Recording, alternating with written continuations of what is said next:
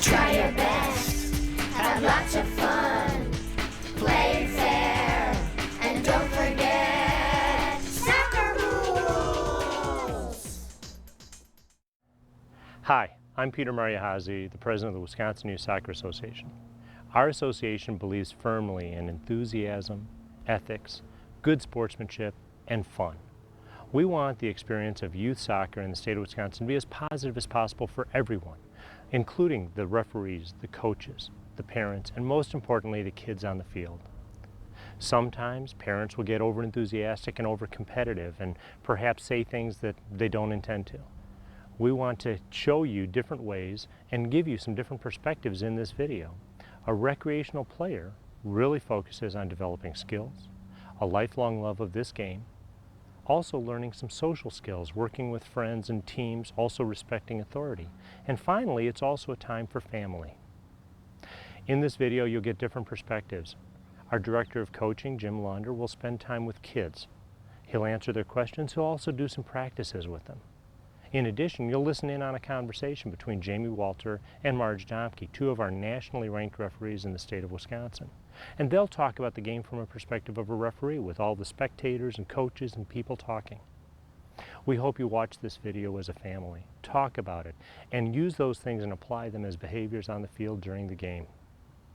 We thank you for your attention. The Wisconsin Youth Soccer Association has over 50,000 players in the state of Wisconsin, and we very much want them all to have a fun and productive time.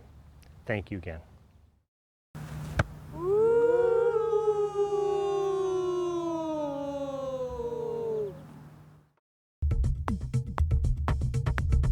Now, let's watch a practice session with Coach Jim Launder. All right, so let's clarify it a little bit, all right? So here's what we're gonna do. We're gonna go around the cone. If you start right here, you've got to get all the way around to there again before you can take off, all right? So you got to figure out how to get around that cone. All right, so now you got the idea of moving around those cones. Let's see how quick you can do. You can't go around the same cone twice. You got to try and get around a different colored cone every time. See the different colors? Yellow, orange, gray. All right, see if you can get around a different colored cone. I'll give you 2 minutes, see how many you can get. Ready? Go. See how many you can get. Yeah, if it's crowded there, maybe you want to go somewhere else.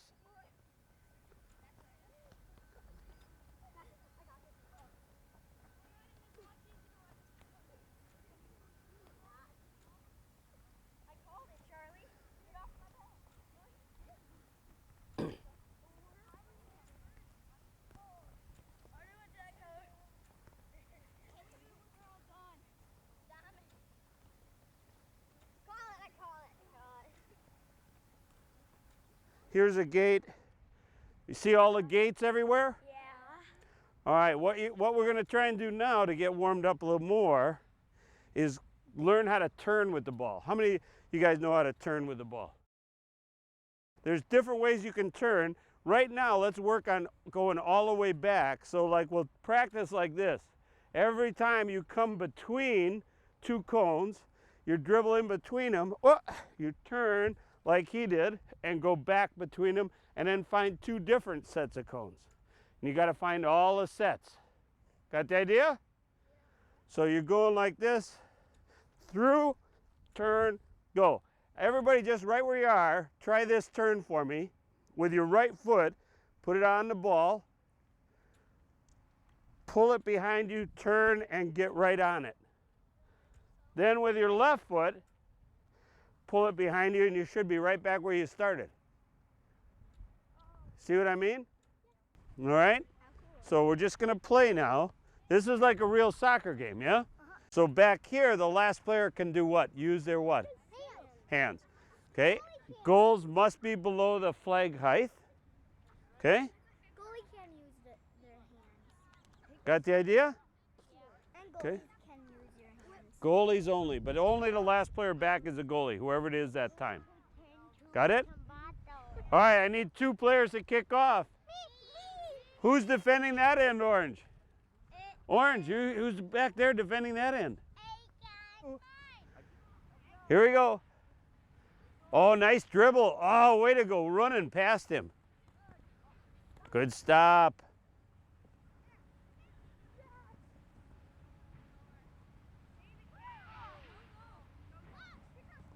Good play. Oh, wait. Oh, that's a way to get around him. Can you find a teammate maybe? Hey, Green, do you want to get the ball back there in front of your own goal, or do you want to get it up here somewhere? Someone will probably need to run here so he can throw it into him. What? Look at this big space here. Oh my gosh, can you get it to him? Good throw. Good run, Mike. That's it, Mike. Good pass. Oh, great goal. Hey, Michael, great pass to him to set him up, and very nice shot. All right, you guys play it from there. Here we go. Ready? Who's going to kick it in? Good, thank you. Ready? Good ball. Oh, great goal kick. That was good save. Good save, you guys. Well done. Hey, that was a good run. Got a teammate. Oh. Oh, oh, can you get it? Oh, goal! All right, now you got to run around to all your teammates and give high fives or high tens. All right, so now, you know what happens on a handball? You just handled the ball. Okay, so they get a free kick. You guys must be 8 yards away. So you have to be this far away. And you guys can shoot at the goal, or you can pass to a teammate, or whatever you want. But another player must touch it after you touch it. So you can't touch the ball twice in a row, whoever kicks it. Okay? Got the idea? Right, ready? Play. Oh, good job. Oh, through the wall almost. Nice try. Uh-oh. Uh-oh, he's on a run. Uh-oh.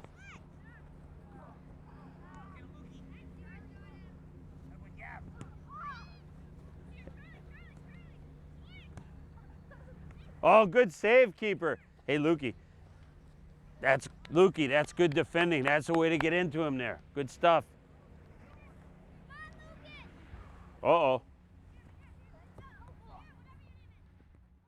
Oh, it's a goal. And right at the end of the game. Everybody come on in. Oh, everybody come on in. Yellow, come on in. What a great game that was. All right, everybody line up. Get your team behind you. All right, get your team behind you. Now you gotta go and shake hands with everybody like this. Real handshake, not just slap five. Real handshake with everybody. Okay, walk your line past their line. Everybody shake hands. Shake his head off. All right, that was excellent. All right, everybody go get a ball. Everybody get a ball. We'll do a cool down now. Do a cool down. Is the big kick always the best? Is a big kick always the best? Well, what do you guys think? Sometimes. Sometimes. I think, okay, that was good. Everybody had an opinion. But, you know, I think he's right. Sometimes a big kick is good. When do you think it's good to kick the ball big? Yeah? When you're a goalie. When you're goalie, because you don't want to put it right in front of your goal, yeah? Remember to raise your hand only, and then I call on you, right? Yeah? When you cross field. Yeah, if you're trying to cross it like that cross that he had for the goal at the end of your game over there. Yeah. Okay, that's another time. When might you not want to kick a ball a long ways? Yeah? When you're right at the goal. When you're right there. When you're right there, because you might. Well, what are some alternatives? Let's suppose, I'll paint a picture for you a little bit. Let's suppose I'm right here, and he's my teammate, and he's standing over where that ball is, and the other team is all up there right in the middle, a long ways away. Would I want to kick the ball long or maybe pass it short? Yeah, because now you got this right here, you know? We still have the ball. If I throw it up there, it's only a 50% chance, isn't it? So that's true. How do you stop the other team from scoring? Well, What are some of the, there's a lot of different things you got to do to stop the other team from scoring. What are they? What do you guys think? What do you think, Lucas, to stop the other team from scoring? What do you think down here? Possession of the ball? Yeah, it's a great way to stop. If you have the ball, can they score? No, so I like that answer. That's big time. Yeah. Force outside. Pardon? Force outside. Yeah, if they're wide away from the goal, it's hard to score, isn't it? Yeah? What else? Yeah? You could just like kick it out if they're too close to it. When in doubt, kick it out. Is that your philosophy, Polino? Okay. All right. Well, there, in general, that's part of, you have to play what? Good defense. So when the best way is to keep the ball, but if you lose the ball, then you have to try and defend. And where do you want to keep them from getting the ball? Keep on. The middle? Middle of the goal, yeah? Because that's the easiest place to score. Like that goal in the game at the end, somebody centered it right into the middle where it could be scored, right? So. Yeah. Does everybody know what the goalie's job is? Anybody have questions about the goalie? Okay, what do you want to know about the goalie? How come the goalie gets to use their hands? Good question. The goalie gets to use their hands. The original rule, now listen closely, the goalie may use their hands in defense of his sticks. Now today it would be his or her sticks, but back then pretty much only men played. So the original rule is the goalie may use his hands in defense of his sticks. Why do you think they said sticks? Because instead of a full goal, they used to have just 8-foot-high sticks, and the goalie was the last player back. They still played with their feet all the time, but if somebody shot, they could use their hands. And so that was how the rule started, and it's changed a little bit since then. I was watching a game. If you have your hand on the ball or your goalie, can people kick it out? If the goalie has any part of their hand on the ball, having the ball under control, so it's pinned to the ground, it's on them like that, you may not take the ball away from the goalkeeper. And block it. And what? You can't. This isn't. I don't know. This might not be a question, but like, It's an answer? I heard that you can't jump in front of them when they're kicking the ball. Yeah, you cannot try and impede the goalkeeper from kicking the ball. Can't try and stop him from kicking the ball.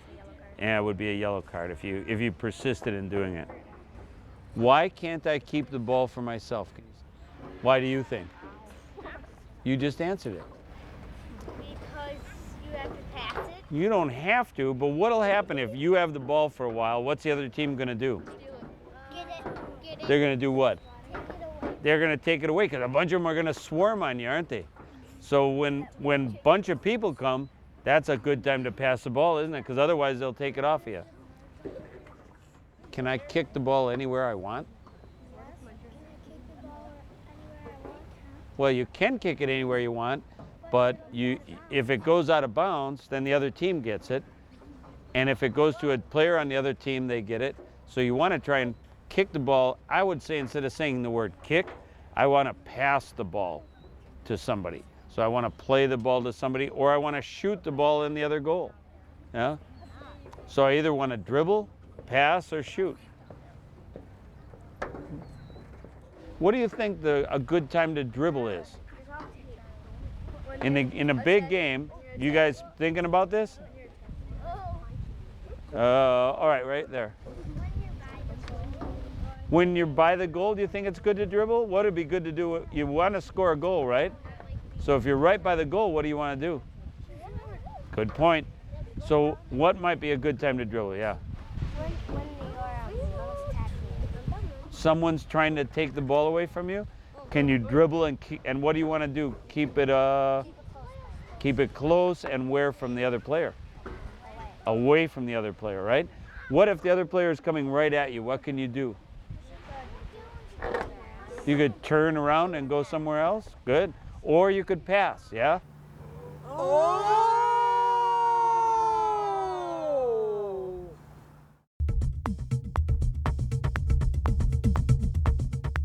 Now let's get a referee's perspective of the game. Hi, my name is Jamie Walter. This is my friend Margaret Domka. I'll let her introduce herself. Hi, I'm Margaret, as Jamie said, and I am a referee in the Milwaukee area. I am actually a national referee and have been refereeing for about 15 years now. And so I'm here today to talk about the rules with Jamie. I'm Jamie Walter. I'm also a national referee. Margaret and I grew up together refereeing, so we have a lot of experience out on the field, and hopefully we can shed some light on some of the things that new people to the game of soccer may have questions about.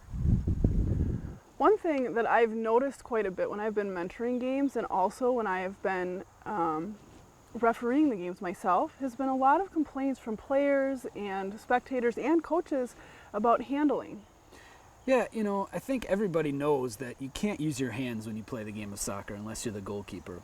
But I think what people don't realize is that there's a lot of times during the game where the ball gets kicked into someone's hand and it's not necessarily a handball, especially if a player's not intending to do it or the ball gets kicked into them and they don't have time to react. We're not going to blow the whistle for a foul. So even if a player is trying to get out of the way of the ball, but they don't have time to, but then the ball hits the hand and it drops right at their feet, we're still not going to call it a handball. Usually not. The times that we're looking for a handball was when a player is really trying to gain an advantage by using their hand, sticking it out where it's not supposed to be, and putting it in an unnatural playing position. That's when we're going to blow the whistle. You know, Marge, I think one of the other things that's very confusing to people is offside when they're new to the game. Yeah, I would agree. I would say offside is probably one of the most difficult rules in the game of soccer to understand, especially for people who are fairly new to the game. You know, the offside rule, when a player is in offside position, is when they are either in front of the ball or else in front of the second to last defender toward their own goal, the goal that they're trying to score on. So that's when they're in the offside position. Now, does it matter if they're in offside position at any time, or is there a specific time they can or they can't be? Yeah, a player can be in an offside position without it necessarily being an infraction, and the only time the referee is going to blow the whistle is when there is an infraction. That's right. So to sum up what we just said, you have offside position, but that doesn't necessarily mean you're going to call offside. You have to make sure that the players played the ball by a teammate, and then they're involved in the play and they actually get the ball, and that's when we're calling offside. But then you have to worry about how difficult is it to judge if they're in offside position. Exactly. One thing when you watch the game of soccer as a spectator or a coach, it's really difficult to actually know when the offside infraction occurs. So spectators and coaches, before they get really upset about this decision, really need to understand that the only place on the entire field that you can judge the offside infraction from is where the AR is standing right in line with the second to last defender. Otherwise, you don't have the correct angle to tell that. And there's only one moment when it can be decided as well, which is exactly when the ball is kicked. Right, and that's why we have assistant referees on most of these games, is to help us judge offside, because nobody else can really do it. Exactly. So to sum it up, it's a tough rule to understand, but certainly as we all watch more soccer and pay attention to how the games are played and what the referees call, it seems to make more and more sense. Even though we may not agree with them. Yeah. One thing that I think is very important for people who are new to the game of soccer to understand are the different signals of the referee. And there are two signals that we see very often when the referee stops the game and the ball is still on the field. And those two signals are either the referee puts their hand straight up in the air, or else they put their hand straight out to one side or the other. Can you explain what these two signals mean? Sure, what you're talking about is the difference between a direct free kick and an indirect free kick. And the direct free kick is the one where you just put your arm straight out and signal the direction. And the direct free kicks are things that are for more serious offenses like handballs or kicking a player. The indirect free kick with the hand straight up in the air are for some of the more minor offenses like offside. And the difference is, on a direct free kick, you could kick the ball directly in the goal and score, versus an indirect free kick where it has to touch another player first. Okay. You know, one of the things that I've noticed about youth games is that there's so much passion and enthusiasm coming from the sidelines of parents and spectators who just want to yell and cheer on their kids. But a lot of our young referees don't know how to deal with some of the distractions that come with some of that yelling and cheering. Yeah, you're right. You know, I think everyone has probably seen examples of when enthusiasm crosses the line and actually becomes negative toward the game. So we just think it's really important to make the point that spectators should never be yelling at the referee. We hope that when you come out to the game, you're looking forward to a fun and exciting time for both for both the spectators and the players. But in order to help that atmosphere really be a positive one, we hope that everyone can avoid yelling at the referees and criticizing the referees, instead focusing on the positive things that the players are doing on the field. Yeah, and I think it's important to remember that a lot of these young referees that are out there doing these games are kids too. They're teenagers that are just getting into it, and it's their first experience, and they're going to make some mistakes, but it's a lot easier for them to deal with those games if you're being a positive influence on them instead of always yelling at them about the mistakes that they make. That's correct. And certainly, speaking from experience, we both know that refereeing is not an easy job, and there's a lot of decisions that we make that even if we looked at them a second time, we might decide maybe it should have gone the other way. But they're all things that we learn by refereeing the game of soccer and playing and seeing the game. So what kind of advice do you have for some of the parents and spectators on the sidelines on ways that they could maybe control themselves a little bit better in a more positive way? You know, I would say just making sure that you're focusing on the players and the play rather than focusing on what the referee called. Just making sure that all the comments are going toward the players. I also think that as far as coaches are concerned, sometimes coaches also get too enthusiastic about what's going on in the field. So one thing that's really important for coaches to know, especially at the youth level, is that there is a technical area for them that usually isn't marked off in a youth game. But that technical area is actually right in front of their bench. It's about 5 yards to either side, and they can walk up to about 1 yard from the touch line, but they shouldn't be all the way up and down the touch line, and that really helps the referee keep better control of the game, and it keeps the game atmosphere positive when the coaches are positioned on the field where they should be, which is next to their team. And is there a way that coaches know exactly where they're going to stand, or do referees have to always tell them, or is there something in the rules, you think? Well, the general guideline would be about 5 yards on either side, or at least a yard away from the touch line in front of the bench. Sometimes you'll see a field where it's marked, but most often in youth games it's not. So in that circumstance, then we just need